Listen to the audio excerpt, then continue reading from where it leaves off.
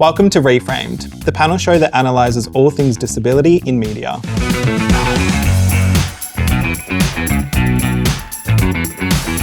I'm one of your co-hosts, Jason Climo.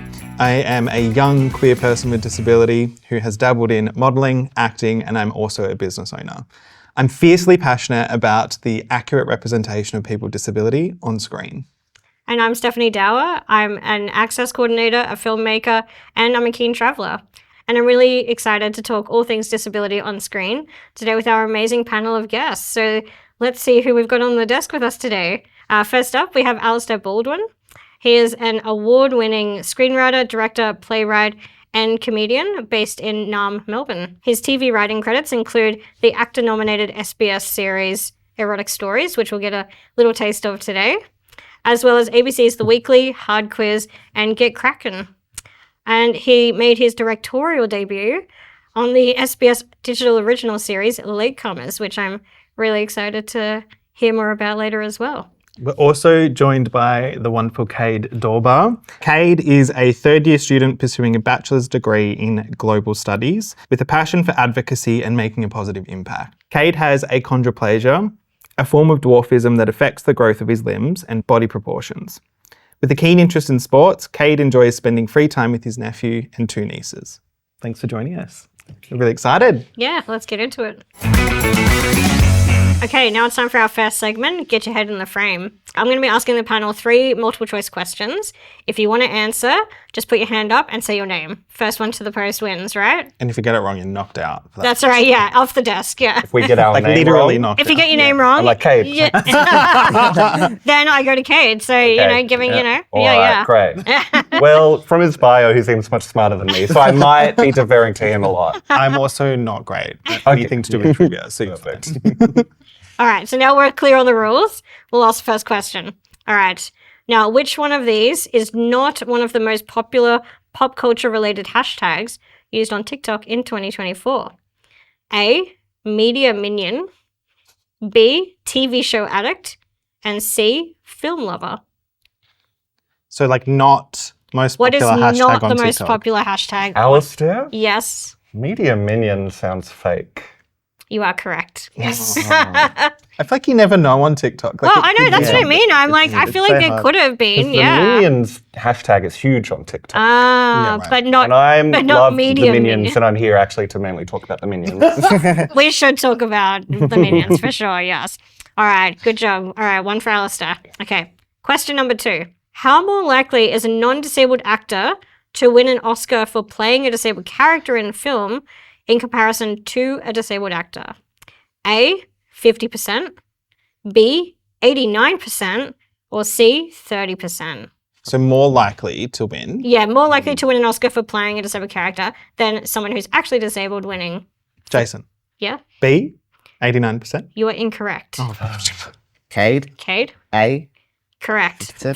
50% more likely to win an Oscar, Right. Yeah, wow. which I actually thought it would have been higher. I agree. But So like what data do we have against that? yeah, you know what? Again, I'm gonna refer to our questioning the fact checker. No, I'm like, hasn't there only ever been like 2 disabled actors win an Oscar in the first place? I think that says a lot. Yeah. Yeah. If only 2 have, yeah, exactly. So like Supposed one to- more wins and then that stat changes dramatically. All right. Question number 3. What was the working secret title of The Avengers to hide its production intel from rabid Marvel fans? Rabid? They're rabid. They have Their babies. words, not mine. Okay. A, best buds. B, group hug. Or C, friendship conglomerate. I love all of these titles. Alistair? Yep, I mean, the word conglomerate feels very Marvel and Disney, Yeah. so I want Does. to say C. you are incorrect, unfortunately. All right, I feel like- Jason. Yep, Jason. Is it group hug? You are correct. Group hug. That's so lovely. That's very heartwarming. Yeah. That was Alright. the secret title for this show as well. Yeah, that's right. Yeah. Our rabid fans. Absolutely. But if rabid. if rabid fans, exactly, Yes. yeah. But I feel like if you're going to have a film called Group Hug, you might need an intimacy coordinator on set. So. Absolutely. Yeah. Yes. Thank yeah, God yeah. we've got one. All right. Well, that was it. That was Get Your Head in the Frame. Now it's time for our next segment called Show and Talk. So both of our wonderful guests today have brought in a piece of media for us to basically review how kind of great or fucked up it is in terms of disability representation. So let's play our first clip.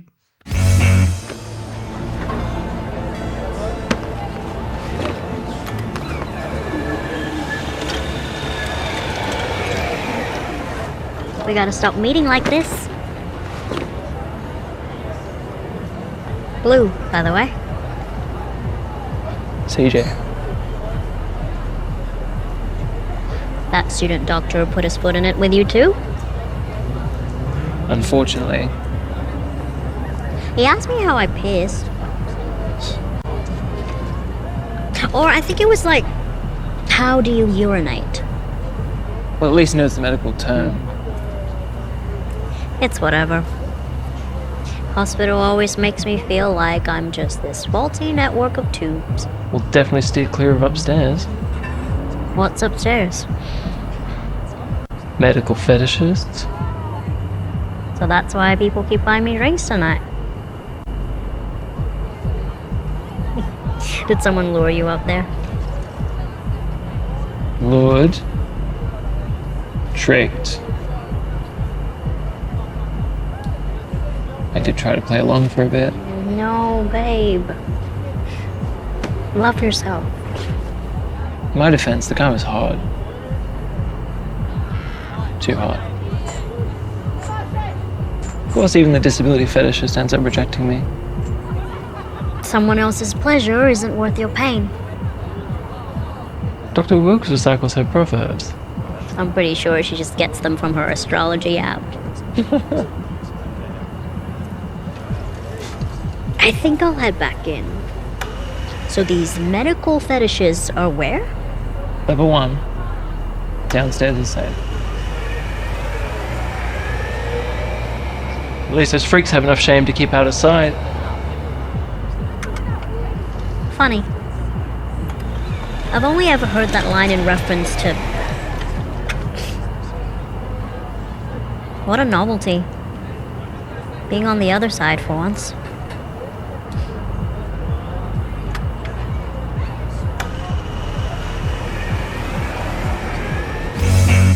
All right. I mean, Alistair, I guess we probably should mention that you were the writer of this episode, right? Yes, of Bound, which was an episode of the anthology series, Erotic Stories, 8 different half-hour tales of eroticism.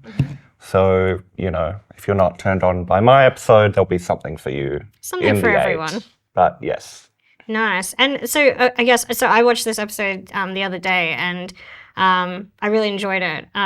Obviously, like, you know, quite confronting some of the scenes, but we like to push things to the edge, you know? Yes, absolutely. Yeah. And like, where did the story come from? Is that something from your own experience or? Well, I mean, so essentially the premise of Bound is about someone who wears leg braces, and I do wear leg braces, a young guy, CJ, who gets cruised by someone who turns out to have a bondage fetish, specifically medical bondage, or as my research unveiled, it's specifically called a basiophilia, which just means you're so into all the straps and buckles of bondage that leg braces kind of fall in as a subset of that. And Interesting. I've never been cruised myself, but by someone, or, you know, I just am like followed on Instagram by a lot of burner accounts, and then I'm like, I was followed on Instagram by this account that was called Crutch Guy.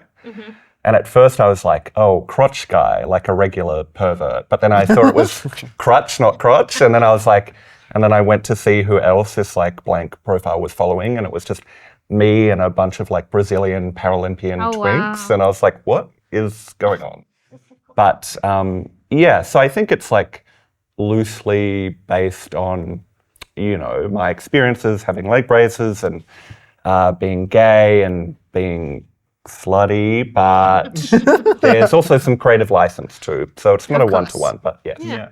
No. Yeah, I think for me, being like a queer person with disability, I was I loved how much I guess, of the experience you managed to fit within a short 30-minute episode. And for me, I was like, I just want like season upon season of this show because it was so juicy and also very sexy, obviously. Well, thank you. I mean, full kudos. We had such a fabulous cast too, and Joel Largo, fabulous actor. They're playing CJ, the lead role, and Crystal Nguyen as well, playing Blue as seen in that scene as well. I love Blue's character. She's like the best friend that we all, like the voice of reason, I think, you know? That we all need. Just cuts through, you know? Yeah. Yeah. Our big sort of talking note, I think, for her, she's very like wise older sister vibe. Yeah. And also I think it's just a classic dynamic in the queer community of like disaster gay guy and wise queer woman telling him to get over himself. Sort your shit out, babe. Yeah, basically. absolutely. We all need that person at some stage, I feel like. Yeah. absolutely. Yeah, I love it. Nice. Cool. In terms of, I guess, like the plot, obviously you were a writer, but is there anything, I guess, you, upon reflection, would want to change in terms of the disability representation? Well, I mean, I think the biggest constraint that I felt was the time limit. And I think it's a challenge that all the writers on this show faced because it's, you're trying to tell a complete story and introduce a bunch of new characters in sort of half an hour, less with ad breaks. And essentially, I think what I would want to do if I had like more time or I could do a sequel episode to it is like, I've got a mental story that would be focused about Blue as well, about Crystal's character. And so I think, obviously the lived experience, my lived experience as like a gay guy who can like, I can pass when I'm fully naked and horizontal, which is where I do my best work, of course. But then, when I'm upright and have my leg braces on, and that kind of experience is like very singular. And so I would love the opportunity to explore more queer disabled experiences if I had more time, I think. I think what I really enjoyed about the story arc or the character arc of CJ is, when we meet him, he's quite, I guess, cynical about the world around him and, just sort of ready for a fight, at any moment kind of thing, which I think, that's certainly an experience. I think, you just get fed up with the world sometimes.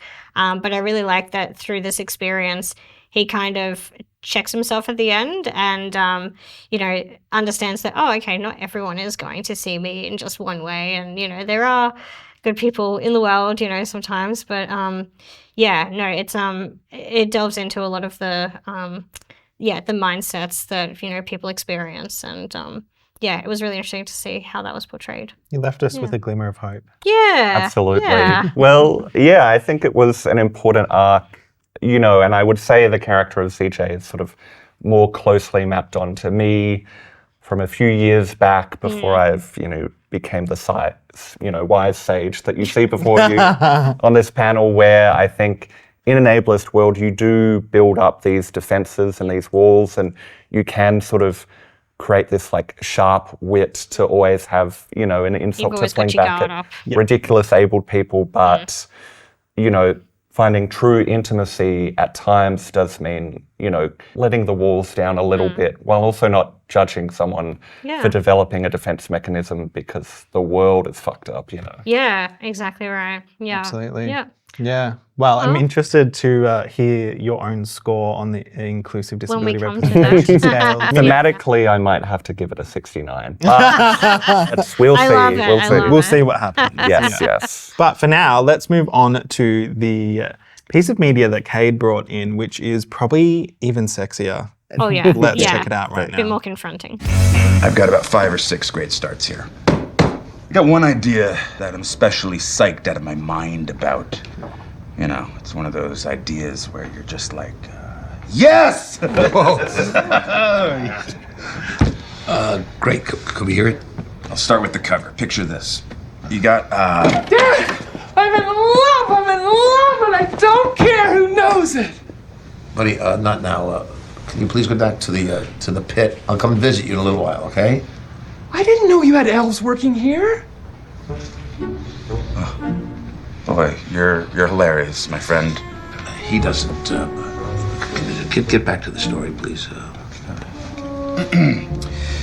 So, on the cover above the title. Does Santa know that you left the workshop? You know, we're all laughing our heads off. Did you have to borrow a reindeer to get down here? Buddy, go back to the basement. Hey, Jackweed, I get more action in a week than you've had your entire life. I've got houses in LA, Paris, and Vail. Oh. Each one of them with a 70-inch plasma screen.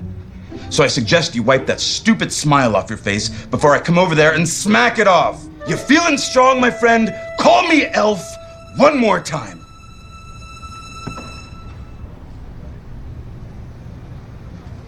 He's an angry elf. Look at you! Ow! Hey, what? I wasn't ready for that.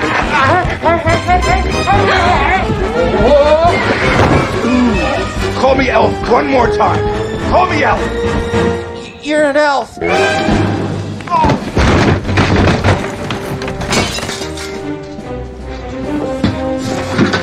So he thinks he's an elf. Listen, Miles. Listen, Miles. He must be a South Pole elf. You get the hell out of here. Where do you want me to go? I don't care where you go. I don't care that you're an elf. I don't care that you're nuts. I don't care that you're my son. Get out of my life now.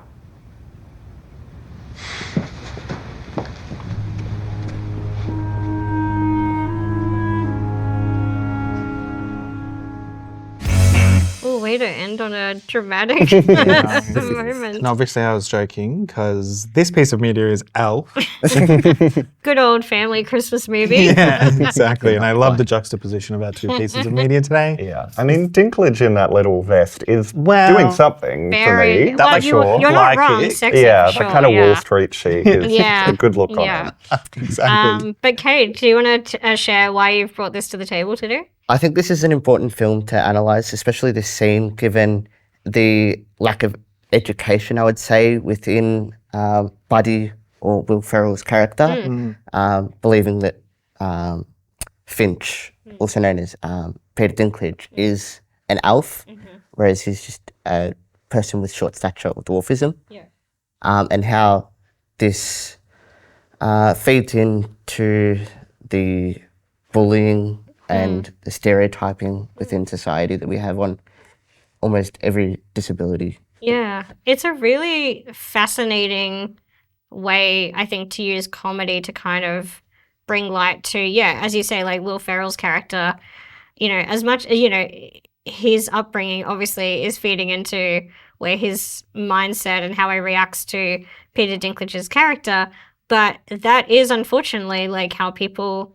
do react in reality as well, even without having grown up at the North Pole with Santa and that, Yeah, it's obviously because, he's seen, that specific body shape, let's say, in that one context. And then it's a good reflection, I guess, of probably like children in, our society, outside of the North Pole, on how they would actually view people with disability based on, limited kind of experience.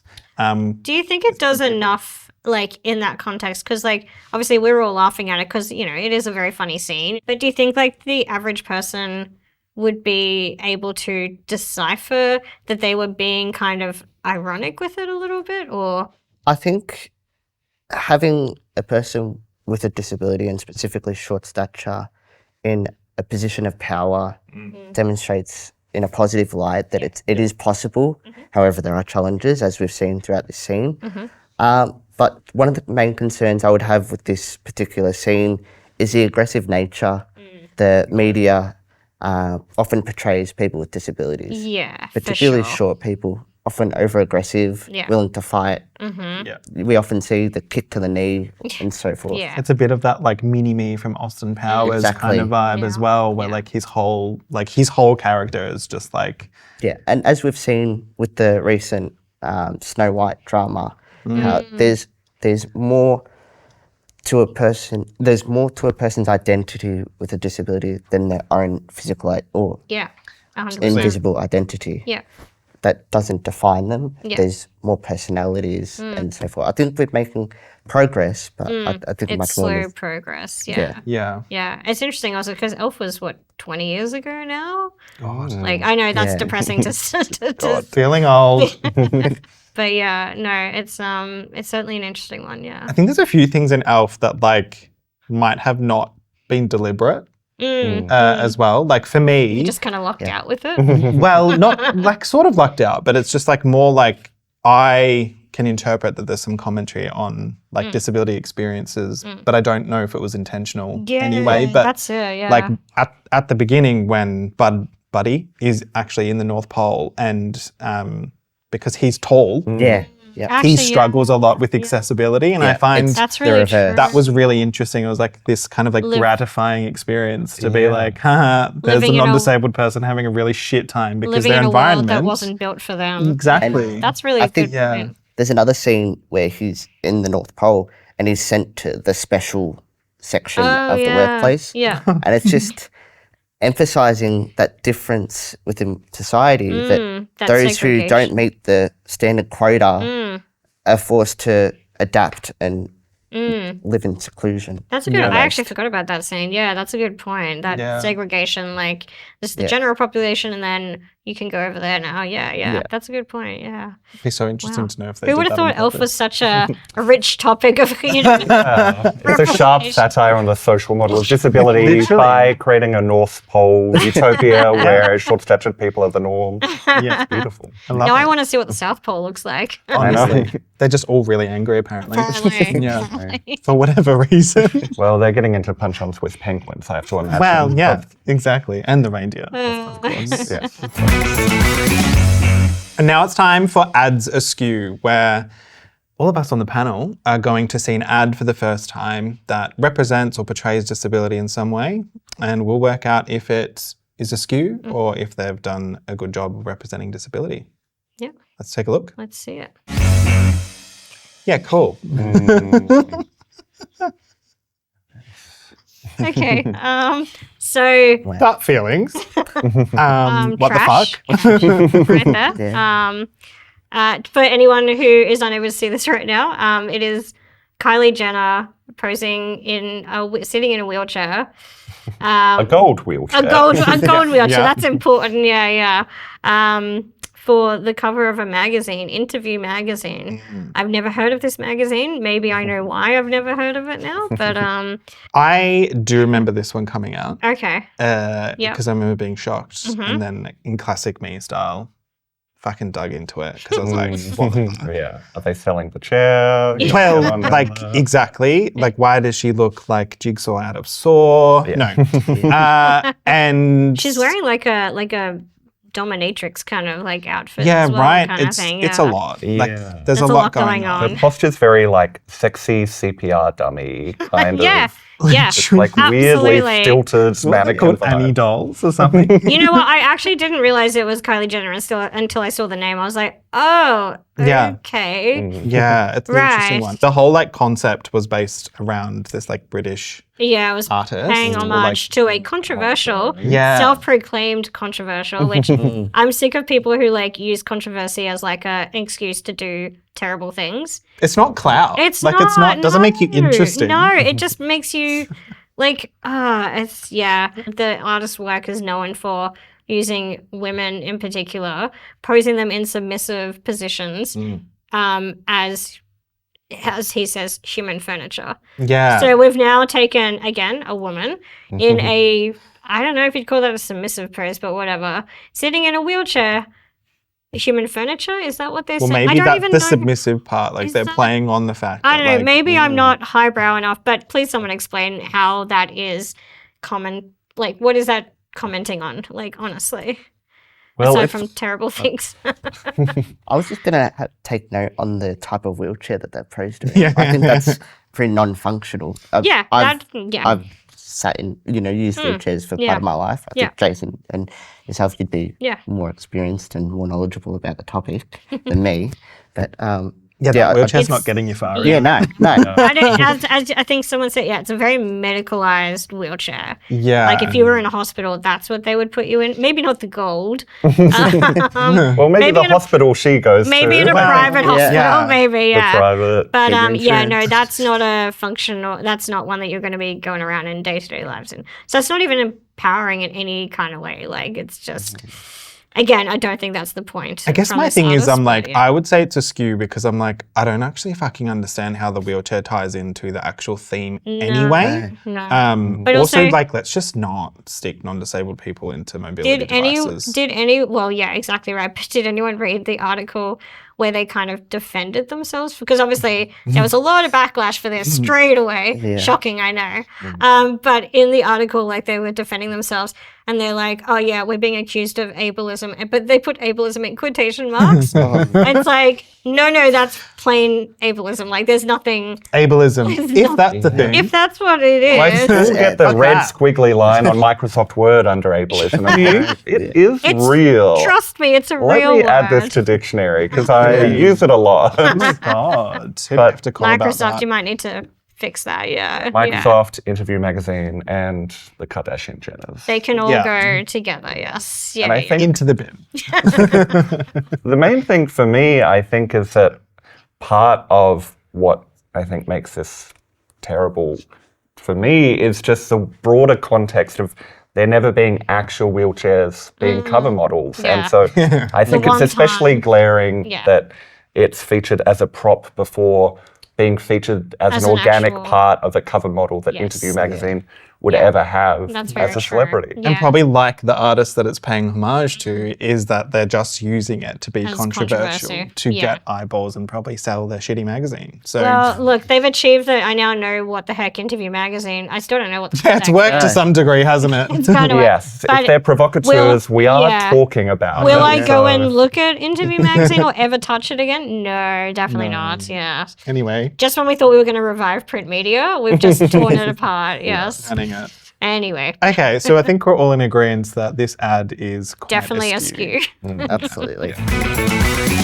All right, I think that's almost the time we have for you today. But before we leave you, we're just going to go around the table and get our speedy suggestions. So, Kaed, what do you have to share with the audience?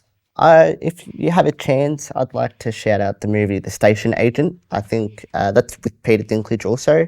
I think that frames people with dwarfism in a positive light this time.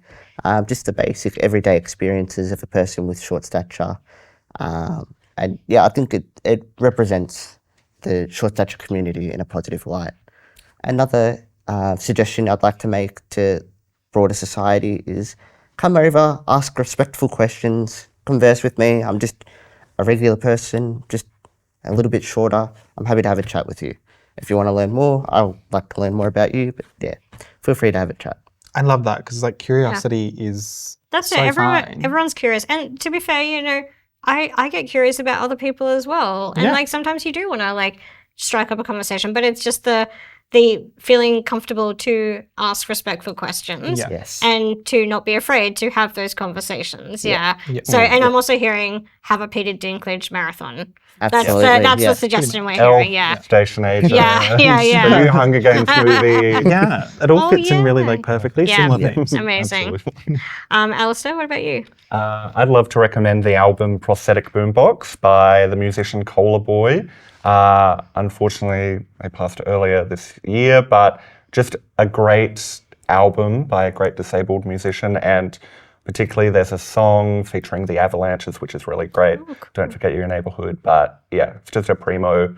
He branded himself as like the disabled disco dancer and stunning. Anyway, Cola Love Boy. that. I love music suggestions. So good. Me too. Jason? Mine is a TV show suggestion. It is Heartbreak High because I'm rewatching it at the moment, and I just think it does a really great job of representing the experience of autistic people. Amazing, yeah. And my final speedy suggestion is actually Latecomers, which Alistair directed on, didn't you? Oh, I did. Yes, we won an actor award. It's Woo! fine. Yes, yes, Well, amazing. thank you. Starring the lovely Hannah Diviney. Absolutely. And, yeah, Angus Thompson. Angus Thompson, yeah. And directed, apart from me, by Madeline Gottlieb, who also directed Bound. So, Oh, Oh, wow. Full circle. Full I love synergy. this. A bit incestuous there, isn't it? Yes. But yeah, but you It's a know, nepotism-based industry. Yeah, exactly. it's all about who you marry. Yes. But on a serious note, with latecomers, like for me as a woman with disability, physical disability in particular, it was amazing to see the character that Hannah plays, go through that experience and actually seeing it on screen. We very, very rarely see that played out on screen. So it was really a great representation of that. So yes, thank well you. done. Yes, yeah. Thanks to the whole team for that. Yeah. Oh, yeah. Not just Thanks, everyone. That's all the time we have for today. But before we finally leave you, Kaed, where can our audience find more about you and what you do? Kaed Dawber on Instagram and Facebook, and you can find me there posting my everyday life. Amazing. Alistair? Baldwin Alistair on Instagram and X, formerly Twitter. You can find me there. I love that we still have to say formally Twitter. We're never going to not say that, I feel It like. sounds weird saying X. I know. The platform formerly known as Twitter. All right. Well, thank you both for coming on the show today. It's been great chatting with you.